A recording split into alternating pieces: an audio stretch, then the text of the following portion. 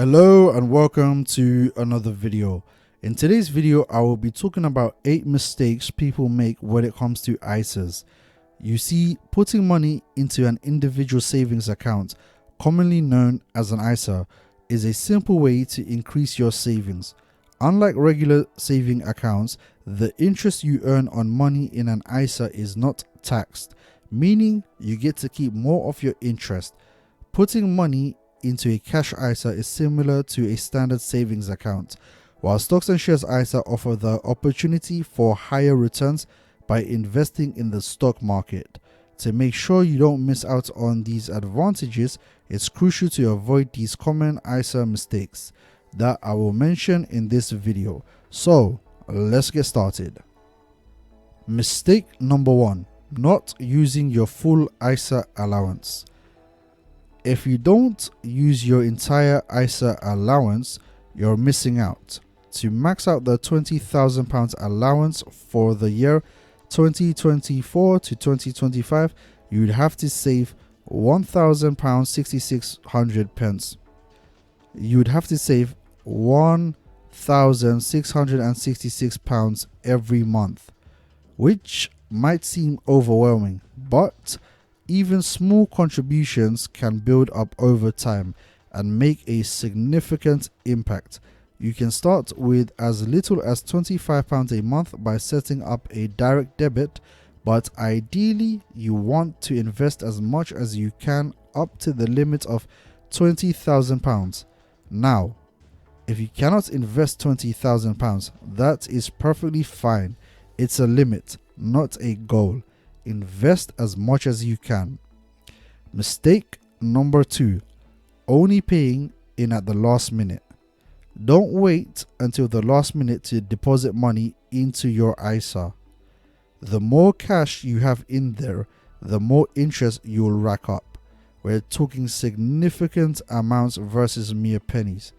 It's understandable if you can't afford lump sum payments, but consider making regular contributions throughout the year instead of rushing to deposit everything before the deadline, which is the 5th of April. Paying into a stocks and shares ISA on a monthly basis is often called drip feeding.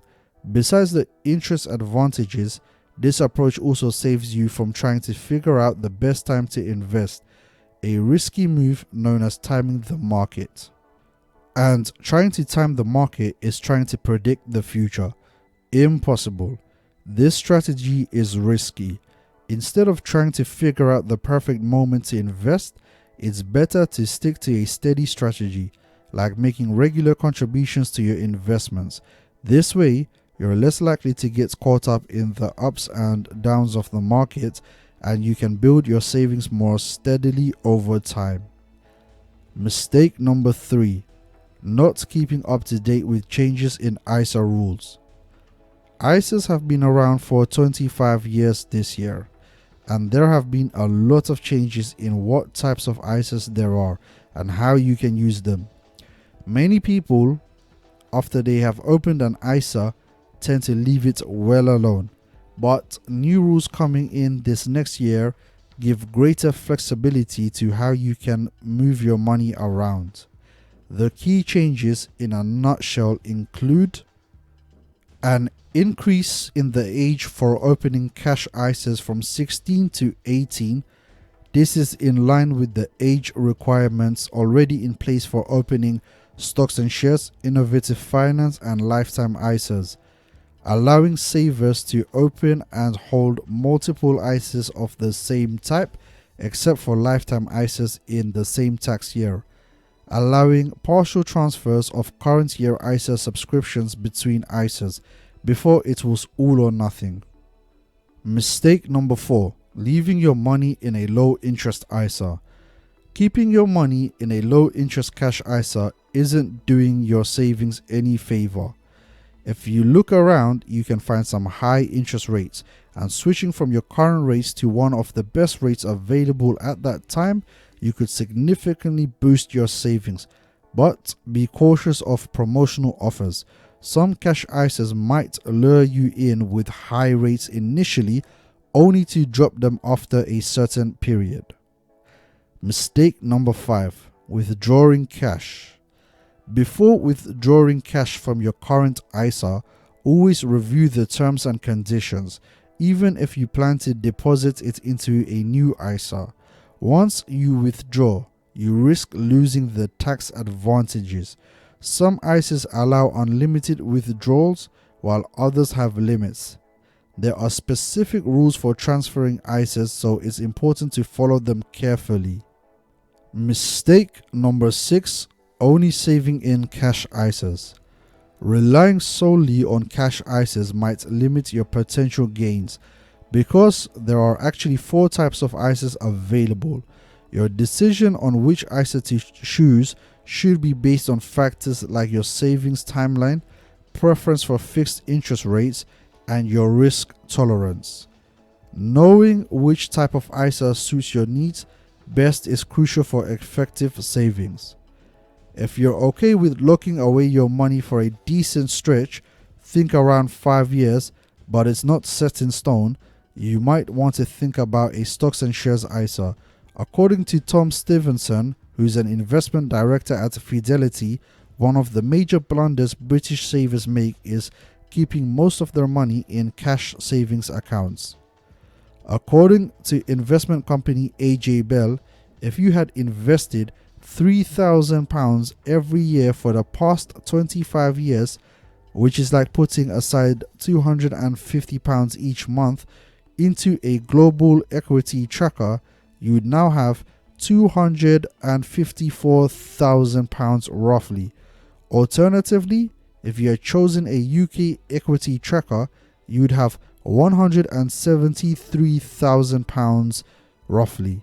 However, if you had opted for a cash ISA and put in the same £3,000 each year, your investment would only be worth £97,000 roughly today. Don't get me wrong, all life-changing amounts of money, but you can see the massive difference in gains between saving and investing into the markets. Mistake number 7 is losing track of your old ISAs.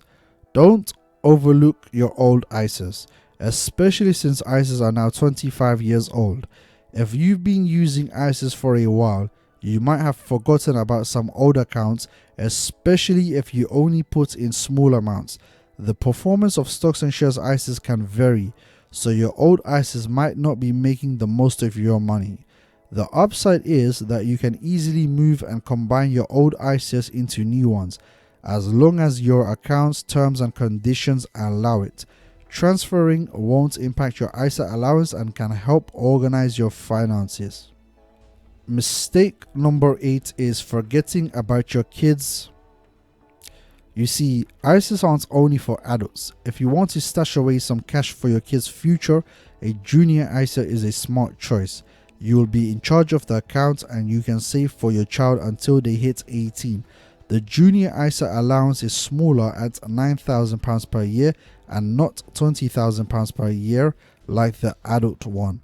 But you'll still enjoy tax-free interest on different ISA options, ranging from basic cash ISAs to stocks and shares ISAs. And once your child is 18, the junior ISA gets upgraded to a normal adult ISA, so they can then start contributing to it themselves. Imagine this: you start saving in a junior ISA for your child right after they are born. You put in the maximum £9,000 every year until they are 18. If the investment grows by an average of 7% each year, by the time your child turns 18, they could have a tidy sum saved up. This money could cover big expenses like university fees, a car, or even help with a home deposit. For example, if you max out the contributions every year and get that 7% average return, over 18 years, you'd have put in £162,000, so £9,000 a year times 18 years. With that 7% annual return, the total value of the investment could reach around £333,000. This shows how investing in a junior ISA can really give your child's financial future a boost. Teaching them about managing money early on can set them up for a life free from financial worries and debt. So, those were some of the mistakes related to ISIS that you should really try to avoid. Hope you found this video helpful. If you did, then subscribe and give it a like, and let me know your thoughts in the comment section below, and take care.